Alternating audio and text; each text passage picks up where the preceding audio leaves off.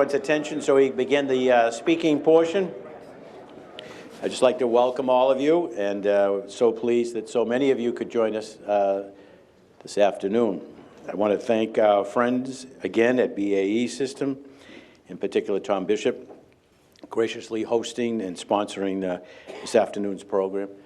Many of us are aware of BAE being a longtime member of the New England Council, and they have been incredibly supportive of the Council's activities over the years, and we are truly grateful. They are just an outstanding corporate citizen here in New Hampshire, but really in New England, and we're blessed to have them as a member of the New England Council family. We're also very thankful to all of you who are members of the New England Council for your engagement and participating in all our events that we've had this year. I think we've had maybe 72 or 73 breakfast, lunch, and dinners. As I said to someone the other day, in particular in the politics and eggs, my cholesterol count is just going off the charts. We got to stop eventually these politics and eggs. But we've had, I think, 22 events with presidential candidates. Monday morning we have Tom Steyer who will be speaking here, and I think that'll be it for 2019. We may have a few more in 2020, but a great series, and BAE has been a great supporter and the sponsor. Needless to say, it's been a great year for the New England Council. I'm not going to talk about all the things that we advocated that were included into the appropriation bill. I'm going to leave it to the Speaker today to announce all of the good news, but all of the initiatives that the New England Council has worked very, very hard and very long period of time on, and we'll leave it to the Senator to give you the wonderful news on all of these, because they truly are wonderful. And I will just say, on several of them, bipartisan, which is wonderful. And that's what we need to see more of, but I'll leave that to our good friend. Today is our final congressional roundtable of the year. And needless to say, we save the best for a very good friend who's been incredibly supportive of not only our initiatives here this year, but over the years. And she has just been terrific advocate for, you name it, the small business, large business, the consumers, veterans, being out front on the opiate and homelessness. I mean, it's just wonderful. So with that, I thank you all for being here. I thank you all for your support over the past year. It's been an incredible year for the New England Council. I've often said we're only as good as our members, and you have been just terrific. So I say thank you. So again, I'm pleased to hand it over to Tom Bishop at BAE, who will do a very formal introduction of our senior senator.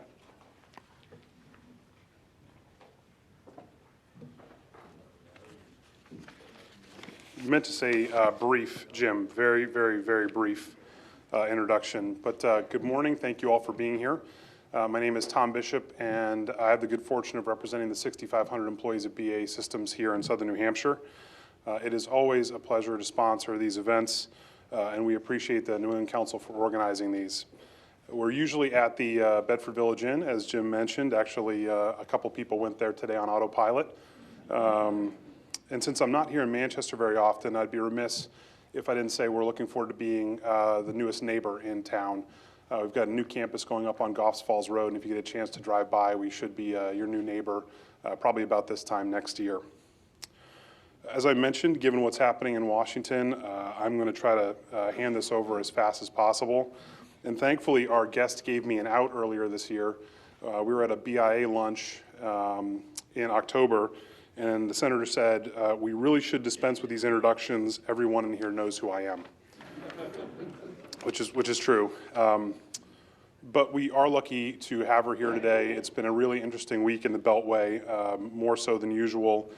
From a business perspective, the annual defense authorization bill moved, which is a critical piece of defense policy that went over to the Pentagon. We're a little bit worried about it this year, and it actually went over. And last night, the Senate sent over 2 discretionary funding bills to the president's desk, also avoiding a continuing resolution or even worse, shutdown.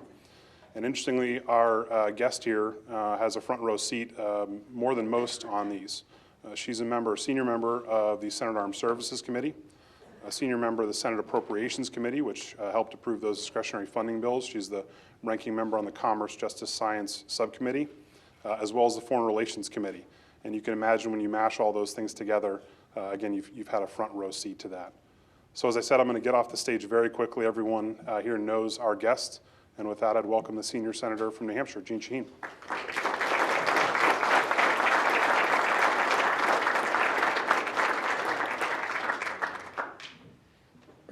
Well, thank you very much, Tom. And thank you. It's exciting to hear BAE is coming to Manchester, so we're looking forward to that expansion. And always good to be at the New England Council. Thank you, Jim. I told Jim, don't go through the list of everything that the New England Council wanted, and we were able to get into the appropriations bills because you take my speech away. And so then he didn't say anything. So now I'm sure to miss a bunch of things, but we will get to that when we get to the Q&A. Also very happy to be here at St. A's, which is a wonderful college in New Hampshire, here at the Institute of Politics, which is one of my favorite parts of St. A's, and we have a number of their graduates who are on our staff who do a very good job, so thank you. And the new president is here. I had a chance to meet him. I don't know where he went, but oh, there he is. It's nice to be here with you. Thank you. And for those of you who haven't figured it out, see if you can figure out which of those pictures I'm in from my earlier life. Yeah, there's another one too, Jim. You'll see me in different stages. But those pictures are always fun to see the kind of great events that happen in New Hampshire because of our first in the nation primary, and that happen here because of all of the great work of the IOP. So, as Jim said, it's been a very busy end of year. I could tell when I saw the list of everybody who was coming today that there was a lot going on. People had questions about what's happening in Washington. So I thought I would focus on a couple of areas and then open it up for Q&A, because I assume that you will have questions, and that's always more interesting for me than just to listen to myself talk. And I really wanted to start with impeachment because, no pun intended, that's sort of the elephant in the room.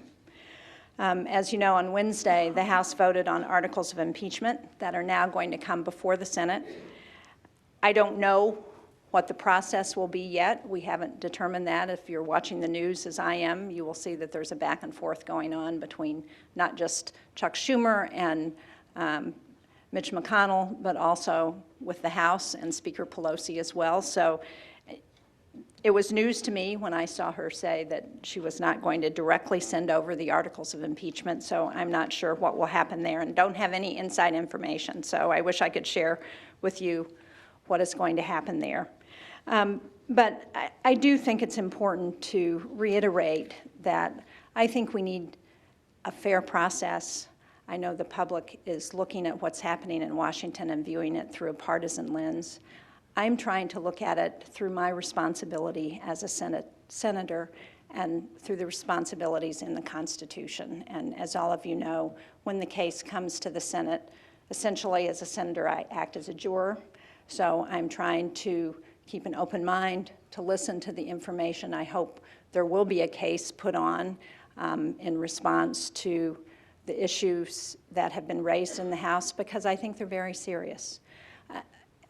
The framers of our Constitution were very worried about the potential for a president to use the office for his or her own personal gain. I mean, after all, they were fleeing the King of England. So they didn't want to put that kind of authority in ahead of the United States. And that's why they developed that system of checks and balances, so that there would be 3 branches of government and they could check and balance so that no one branch could get too powerful. And I think that's the kind of issue that we need to weigh. And everyone has told me that when the Chief Justice of the Supreme Court comes in and swears us all in, that it will be a special responsibility, and I believe that, because next to declaration of war, impeaching a president is the most serious action we can undertake in Congress. So I want you to know that that's how I'm going to be approaching it. I'm going to be listening very carefully and trying to keep an open mind on what's presented to us. So having said that, let me go on to some of the successes of the last couple of weeks, because despite the focus on impeachment, there's been a lot of activity in Washington. And I want to start with the National Defense Authorization Act. As you heard from Tom and Jim, I'm on the Armed Services Committee. And there was a while there where I was a little worried about whether we were going to be able to get this defense bill done, but it is done with a bang. And it's the 59th year in a row that we have passed on a bipartisan basis a defense bill for the country, which includes not just our priorities for our military, but there are a number of other provisions that I think it's important to point out. There's a 3.1% pay raise for all members of the military, the biggest pay raise for our members of the military in a decade, and it includes civilian employees. So for all of the people like our shipyard workers, they will also benefit from that pay raise. The other piece of it that I think is just groundbreaking is there are 12 weeks of paid parental leave for all federal employees. I mean, that is a huge breakthrough, the first change in how we treat families in over 30 years. And hopefully, for most of you in this room, you work in businesses where you provide parental leave for your employees, but the federal government has not. And hopefully this will be a model that can be shared with all of the private sectors, so they will take this as an opportunity to follow up, and hopefully we will see this for families. And there is support for the shipyard and Ps, so some of the national security priorities that are so critical are there.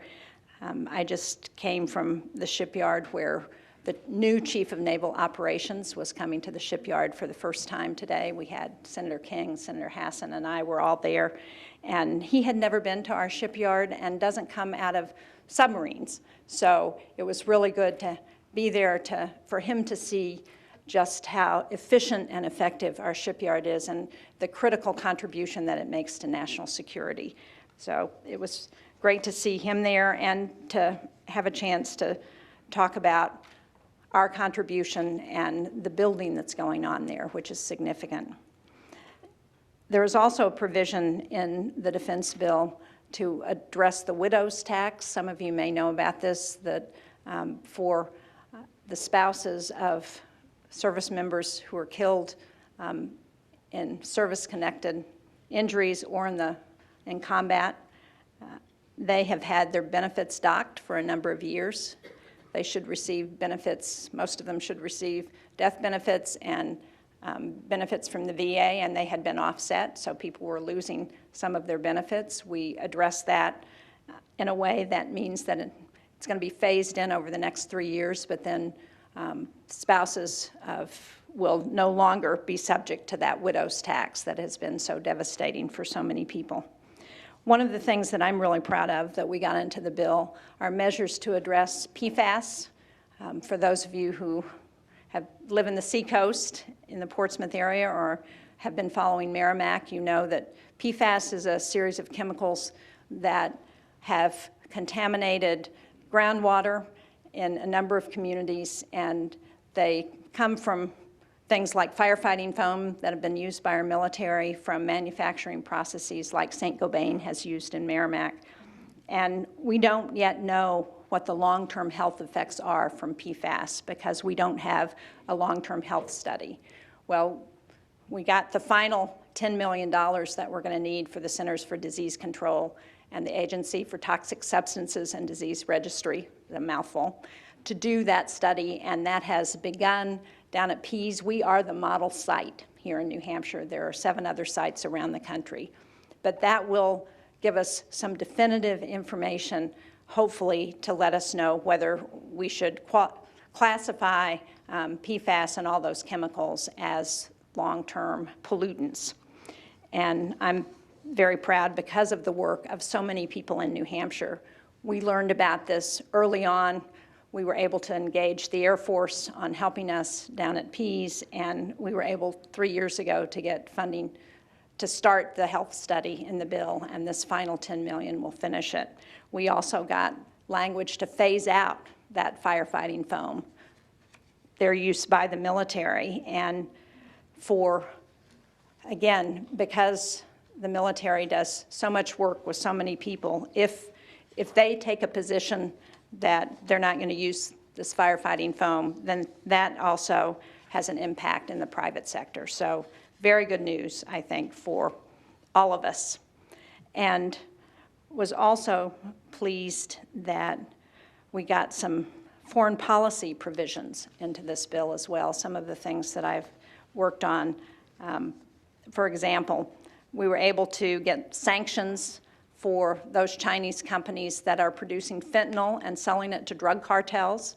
As you all know, one of the biggest challenges we have with the opioid epidemic here is that fentanyl is so deadly, and it gets used by pushers and gets mixed in with other drugs. And so we are now going after fentanyl at the source, both in China and Mexico. So again, very good news. Another provision that I really worked hard on and feel strongly about is one to establish an ISIS detainee coordinator. We have thousands of ISIS fighters that have been detained in Syria in very challenging circumstances. We can't get many of the European countries from which they came to take them back, and it's not clear how we're going to address them as fighting winds down in Syria, as unrest continues across the Middle East. What happens to those detainees is important to all of us, because we don't want them coming back and doing a terrorist attack either in Europe or the United States or anywhere in the world for that matter. And this is an issue that's particularly important for me, because having seen the death of James Foley and the work of the Foley family and Diane Foley to try to deliver justice to the ISIS fighters responsible for his death, this is something that I think is really important, to be able to see justice done for the families who have lost loved ones. So those were some of the priorities that I worked on in the defense bill. There are a lot more, but let me save those for the Q&A portion and talk a little bit about the appropriations process, because in addition to getting the defense bill done this week, we also passed 2 major appropriations bills that are going to fund all of the government through 2020.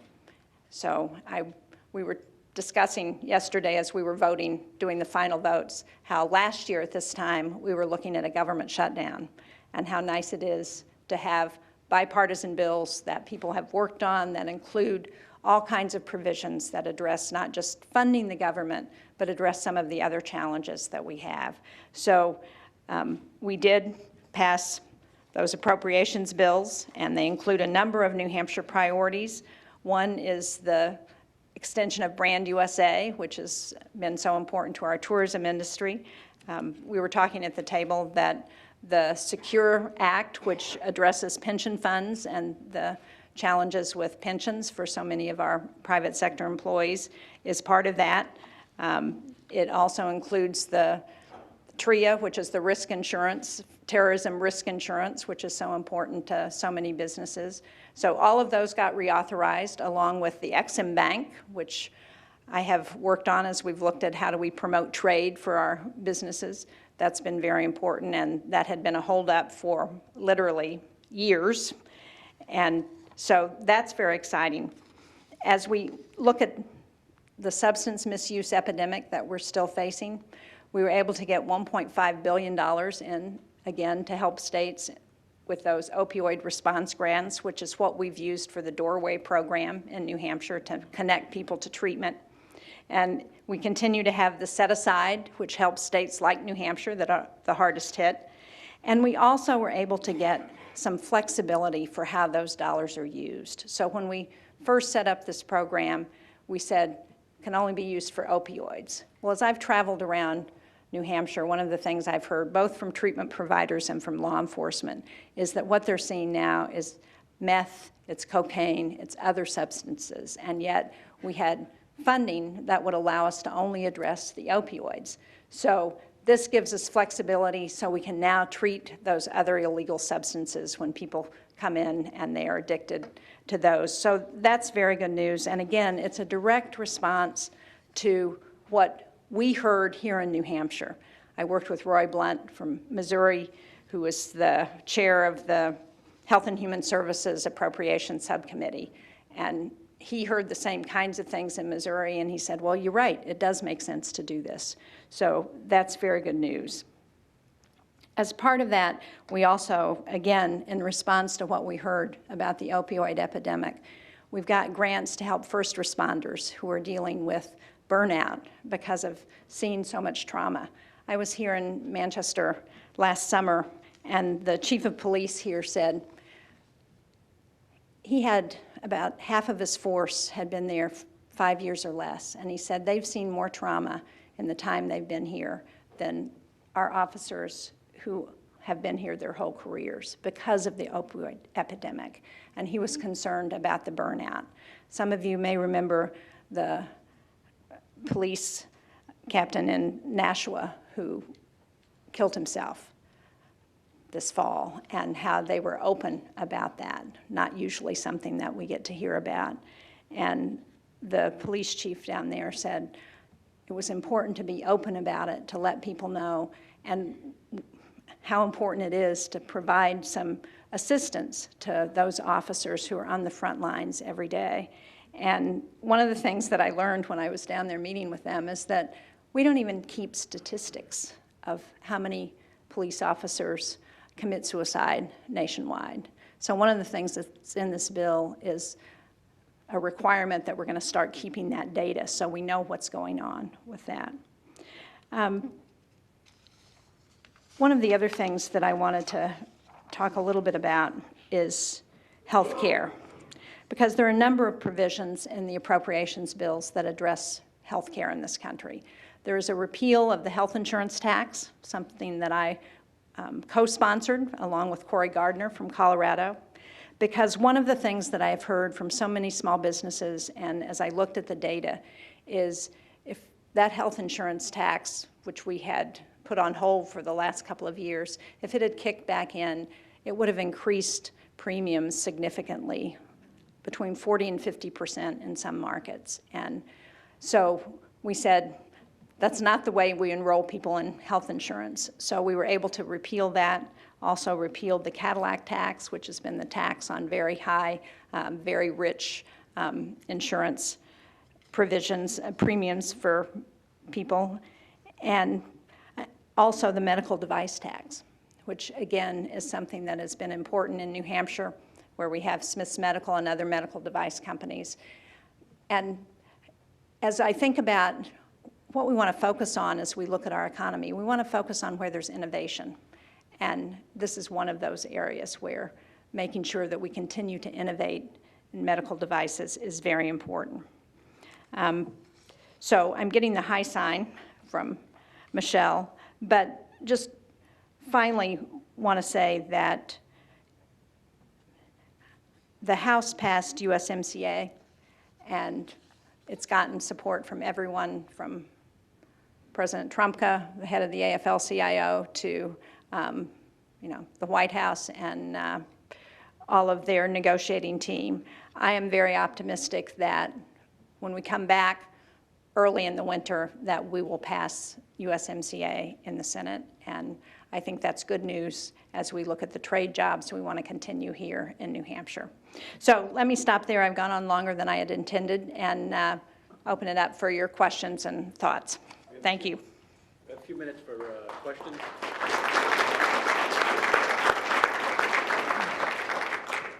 I don't know what issues we can talk about after what you just went through, the litany of all of the successes in legislation, which is terrific. But maybe I could just ask one question. As we get closer and closer to the 2020 presidential election, there are people that are very concerned that this is not going to be an open and fair election. Yeah. There's some legislation about election security. Your thoughts, and as we get closer, are we going to be, worried again after November that, hey, wait a minute, we had interruptions from North Korea or China or Iran? So. Yeah, I think we need to be vigilant. Mm-hmm. I think we've gotten better We did much better in 2018 at shutting down Russian bots and some of those outside actors who were trying to interfere in our elections, but they're still there, and they're not trying to change votes. I think some people, when I say, you know, they're interfering in our election, think, oh, well, they're trying to hack into our voting machines, change the vote. That's not where the problem is. The problem is in the disinformation.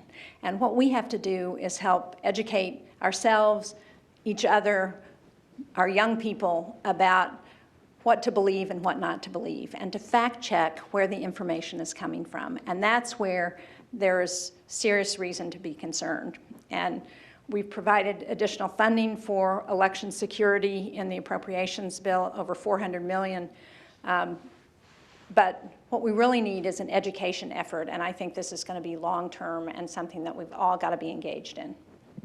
If I could just add one more question. Some of your colleagues on the Democratic side are talking about abolishing the filibuster because they believe that to get that 60 threshold is so difficult to get that maybe we should revisit and do away with the filibuster. Your thoughts on whether we should do that? Well, when I first got to the Senate, I was big on saying, let's get rid of the filibuster. But now that I've been there a while,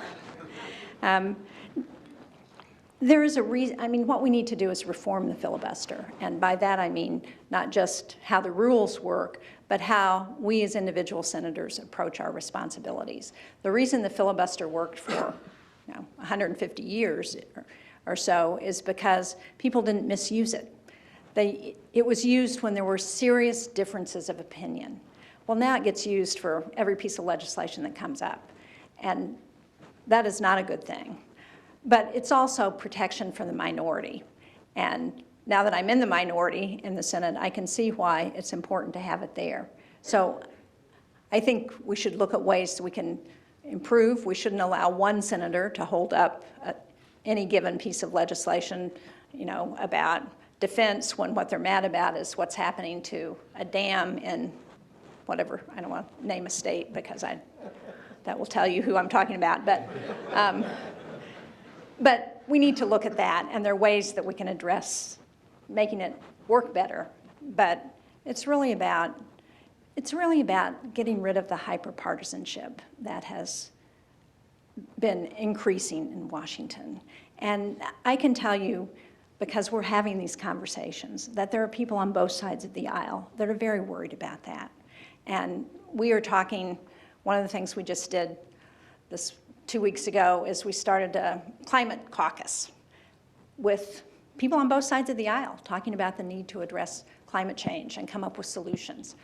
It's the first time since I've been in the Senate when there's been a serious effort on both sides of the aisle to look at how we can address climate change, which is an imminent threat. And part of our conversation yesterday when we met was this idea of how do we work together? How do we get people to understand that in order to get something done, we've got to work together. It's a lesson that I learned when I was in the state Senate in New Hampshire, and I find it even truer today than I did then. Questions for the senator?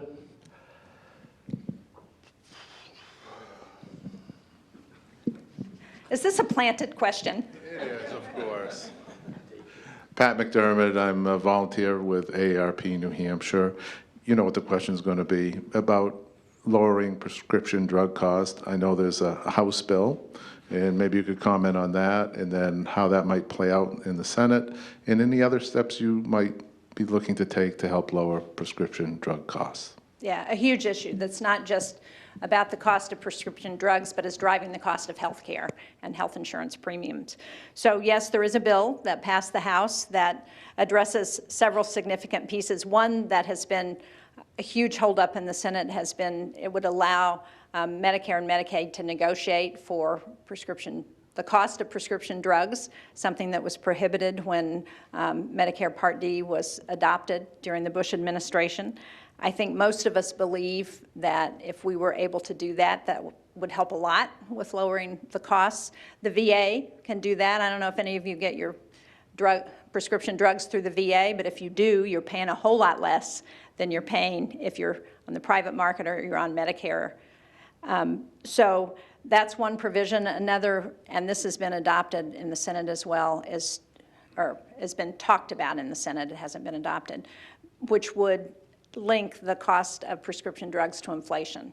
And if you charged more than the cost of inflation, you would have to return those costs back to the federal government, which is an interesting incentive. So those are some of the things that are being talked about, and it's a critical issue, and we need to do something about it. As I think most of you know, I have a granddaughter who has type 1 diabetes, and we've seen in our family what's happened to the cost of insulin. And for any of you who have a loved one, or if yourself has diabetes, you know this is a drug that's been around for 100 years now. It's hardly changed at all, and yet the price has gone up astronomically in the last 5 to 10 years. That should not happen. People should not die in the United States because they can't afford their insulin. I know the Senate needs to leave, but I just want to end the prescription drug bill that passed the House. It has been reported it's dead on arrival in the Senate, so you're going to have to start all over, both House and Senate, in 2020. But I just want to thank the Senator, not only for being here today, but just look at the accomplishments that she has been able to achieve this year. Sometimes you just gloss over them as though that's just, just another line item, but it's an extraordinary amount of work that's involved in getting that to the President's desk and approval. So she is what I like to think, a serious, thoughtful legislator. And Thank you, Jim. More of these type of senators and public officials, but that's a very impressive list, to say the least. Very, very impressive. I mean, if you're given a grade, I don't know you can get any higher than an A+, but she's done an extraordinary job. But she's always accessible and approachable to all of us. So I thank you. Continued success in 2020. Thank you and the very future, much. Senator. Thank you, and I'm on my way over to Hinsdale, which is why I have to leave now, because we're trying to get to the new bridge that we've got a grant to build before it gets dark. So that's why I'm headed out. Thank you all so much, and happy holidays to everybody. Really enjoy your holiday. Well done, Senator. Well done. Have a good- A little more bridges. A little more bridges. Bridges.